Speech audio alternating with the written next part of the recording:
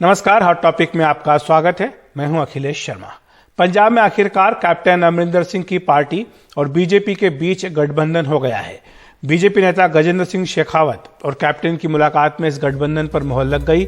मुलाकात के बाद शेखावत ने कहा कि सीटों पर समझौते की जानकारी बाद में दी जाएगी। वहीं कैप्टन ने कहा कि पंजाब चुनाव में हमारी जीत 101% पक्की है। पंजाब में अब कैप्टन की पंजाब लोक कांग्रेस, बीजेपी और अकाली दल डेमोक्रेटिक मिलकर लड़ेंगे।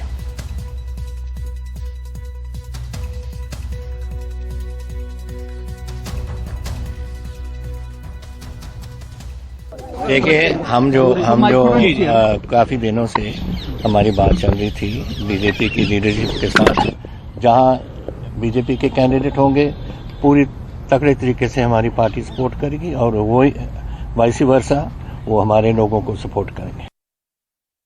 पहले ही इस बात का संकेत दे चुके हैं कि हम साथ मिलकर के चुनाव लड़ेंगे।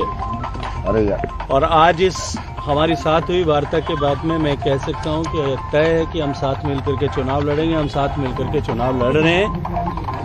बाकी सारे विषयों पर, सीट शेयरिंग और इन विषयों पर अप्रोप्रिएट टाइम पर हम आप सबको सूचित करेंगे। सर, कितनी सीटें सर कैप्टन साहब को दे रहे हैं आप लोग? ये विषय, जैसा मैंने पहले कहा कि हम इस विषय पर कि कितनी सीटों पर कौन चुनाव लड़ेगा, किस सीट पर कौन चुनाव लड़ेगा, ये अप्रोप्रिएट टाइम पर हम आप सबको बताएंगे। केंद्रीय गृह मंत्री अमित शाह ने आज फिक्की की 49वीं सालाना बैठक में कहा कि हो सकता है कि हमारे कुछ फैसले गलत रहे हों, लेकिन हमारी नीयत कभी गलत नहीं रही।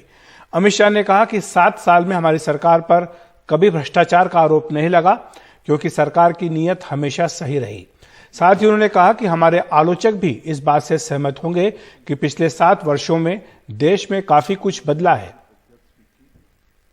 श्री उदय शंकर जी, सरकार के क्रिटिक लोगों को भी ये स्वीकार करना पड़ेगा कि 7 साल में बहुत परिवर्तन आया है। कम से कम इस सरकार पर कोई भी करप्शन का आरोप नहीं लगा है। हो सकता है फैसला गलत हो, कई बार लिए जाते हैं, सैकड़ों फैसले लेते हैं, कोई फैसला गलत भी हो, मगर नीयत गलत है ऐसा कोई नहीं कह सकता। फैसला लेने का कारण गलत था, बुनियाद गलत थी, हमारी नीयत गलत थी, ऐसा कोई नहीं। आज पीएम नरेंद्र मोदी ने सुबह उत्तर प्रदेश के बीजेपी सांसदों के साथ नाश्ते पर बैठक की। इस दौरान उत्तर प्रदेश के 36 बीजेपी सांसद उनसे मिले। बैठक में बीजेपी अध्यक्ष जेपी नड्डा, केंद्रीय मंत्री प्रहलाद जोशी और बीजेपी संगठन महासचिव बीएल संतोष भी मौजूद थे। पीएम ने कहा कि यह बैठक गैर राजनीतिक है और उन्होंने स्वास्थ्य मुद्दों को लेकर चर्चा की। साथ ही खेल कुंभ के जो लगाए गए खेल मेले, उनके ऊपर भी सांसदों से चर्चा की।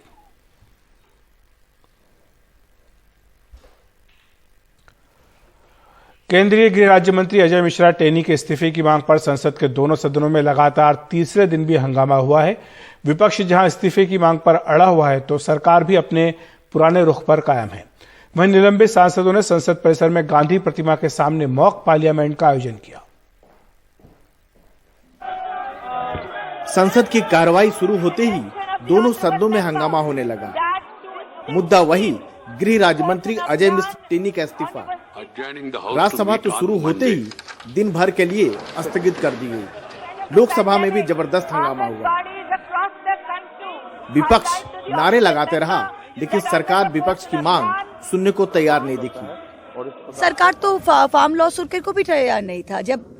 जब लोगों ने कहा, तब तो सुरकर 1 साल बाद उनको तो मानना ही पड़ा, और ये चीज भी उनको मानना ही पड़ेगा। वो नहीं रह पाएंगे। वो देख लेना, वो सोच रहे हैं अगर टेनी मिश्रा को हटा दे तो ब्राह्मण के वोट चले जाएंगे। यूपी के ब्राह्मण इतने बेवकूफ नहीं है कि अगर कोई गलती की उसको रखने से उनका वोट मिलेगा। उधर निलंबित सांसदों ने संसद के बाहर गांधी प्रतिमा के सामने अपनी जन संसद लगाई। इन सांसदों का कहना है कि जनता की आवाज उठाने की वजह से उनको निलंबित किया गया है, इसलिए उन्होंने जन संसद का आयोजन किया। कोई चेयरमैन बना तो कोई विपक्ष का लीडर, पर यहाँ भी हंगामा होता रहा। देखिए, ये गणतंत्र को, लोकतंत्र को नहीं मानते, कॉन्स्टिट्यूशन को नहीं मानते, पीपल को नहीं मानते, ऑपोजिशन को नहीं मानते। तो इसीलिए हम बाहर पीपल्स पार्लियामेंट बैठा है। लखीमपुर खीरी के बारे में, प्राइस राइस के बारे में, बैंक प्राइवेटाइजेशन के बारे में, देश को जो बेच रहे हैं उसके बारे में, किसानों को एमएसपी मिल जाए उसके बारे में हम बात करने के लिए बाहर पीपल्स पार्लियामेंट बुलाया। हमने एक ऐसा माहौल दिखाने की कोशिश की जहां सदन के अंदर सत्ता की डिस्टर्ब कर देते हैं तो सत्ता को समझ में नहीं आता होगा कभी कभी कि हम उनके मुद्दे रख रहे हैं जिसकी वजह से हमें चुप किया जाता है। तो एक अटेम्प्ट था टू शो कि संसद में जैसे ही जनता के मुद्दे हम उठाते हैं तो चेयरमैन सर हो या सत्ता पक्ष हो हमें अपनी बात रखने लगी। लखीमपुर खीरी मामले में विपक्ष गृह राज्य मंत्री के इस्तीफे पर अड़ा हुआ है। यूपी में चुनाव है, लिहाजा विपक्ष को एक ऐसा मुद्दा मिल गया है जिससे बीजेपी बैकफुट पर आ गई है। अजय मिश्र के मुद्दे पर संसद में लगातार तीसरे दिन भी अवरोध बना हुआ है। न विपक्ष अपनी मांग से पीछे हटने को तैयार है, न ही सरकार झुकने को तैयार है। बहरहाल सत्ता पक्ष और विपक्ष की लड़ाई में संसद का कीमती वक्त जरूर बर्बाद हो रहा है। नई दिल्ली में संसद भवन से राजीव रंजन, एनडीटीवी इंडिया। महिलाओं की शादी की उम्र 18 से बढ़ाकर 21 साल करने के प्रस्ताव का समाजवादी पार्टी के 2 सांसदों ने विरोध किया है। सपा सांसद शफीकुर रहमान बर्क ने पहले कहा कि शादी की उम्र बढ़ाने से लड़कियां आवारा हो जाएंगी। हालांकि बाद में उन्होंने यू टर्न लेते हुए कहा कि उनके बयान को गलत तरीके से पेश किया गया। वहीं सपा सांसद एसटी हसन ने भी शफीकुर रहमान बर्क के सुर में सुर मिलाते हुए लड़कियों की उम्र घटाने की बात कह दी। वहीं समाजवादी पार्टी ने दोनों के बयानों से पल्ला झाड़ लिया। अखिलेश यादव ने कहा कि उनकी पार्टी प्रोग्रेसिव है और इस तरह के बयानों का समर्थन नहीं करती। और फिर बच्चे जब नेट देखते हैं, गंदी तस्वीरें, गंदी फिल्में देखते हैं तो उनका भी हार्मोनल लेवल बहुत बढ़ जाता है। इसकी वजह से आवारगी बढ़ती है, क्राइम्स बढ़ जाते हैं, उससे भी हमें बहुत बड़ा नुकसान हो रहा है। क्या आपको लगता है कि 18 से भी कम कर देनी चाहिए आयु अगर मुमकिन हो तो? अगर बच्ची मैच्योर है तो मैं समझता हूँ कि 16 साल में भी अगर उसकी शादी हो जाए तो कोई बुराई नहीं है। मैं तो ये कहना चाहता हूँ कि इसमें तरमीम करने की जरूरत क्या थी। 18 साल की उम्र रखी है उन्होंने, पहले से है, अब इन्होंने 21 साल कर। तो बहरहाल गरीब देश है, इस जगह हर आदमी ये चाहता है हमारी बच्ची जल्दी निकल जाए। जी हाँ, अब तालीम का जहाँ ताल्लुक है वो तालीम उसकी घर पर भी होती है और ससुराल में भी हो सकती है। पार्लियामेंट में आएगा तो इसका समर्थन करेंगे? हम नहीं, समर्थन नहीं करेंगे। समाजवादी पार्टी इस तरह के किसी भी स्टेटमेंट से अपना रिश्ता नहीं रखती है। समाजवादी पार्टी प्रोग्रेसिव पार्टी है। समाजवादी पार्टी ने हमेशा बेटियों को, महिलाओं को आगे बढ़ाने के लिए कार्यक्रम बनाए, योजनाएं बनाई हैं। समाजवादी पार्टी का मानना है कि लड़कियों को आगे बढ़ाने के लिए उनके शिक्षा में, उनको स्वास्थ्य को लेकर के सुधार होना चाहिए।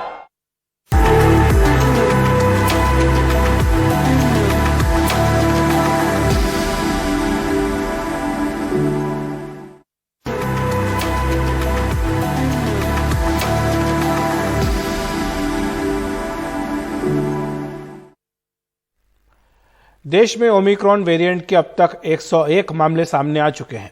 नीति आयोग के सदस्य वीके पॉल ने चेतावनी देते हुए कहा कि नया वेरिएंट कोरोना के डेल्टा वेरिएंट को भी पीछे छोड़ सकता है। पॉल ने कहा कि यूरोप बहुत ही गंभीर हालात से गुजर रहा है, हमें भी सतर्क रहना होगा। उन्होंने कहा कि यूके जैसे हालात बने तो हमारे यहाँ हर रोज 14 लाख मामले आने की आशंका है। That situation in many parts of the world, in particular parts of Africa but also in particular in Europe, has gone worse compared to when we met last.